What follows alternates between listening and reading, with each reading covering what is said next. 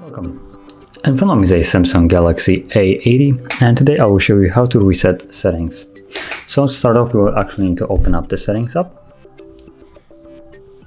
And from here, scroll down into General Management, just right here. And then choose Reset. Now at the top, you'll see Reset Settings.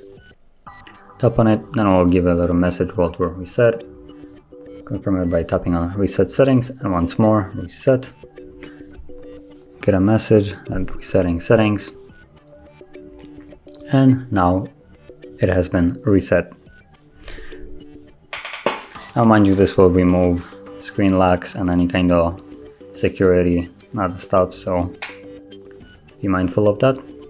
Let's wait also for the device to turn back on to finish the process.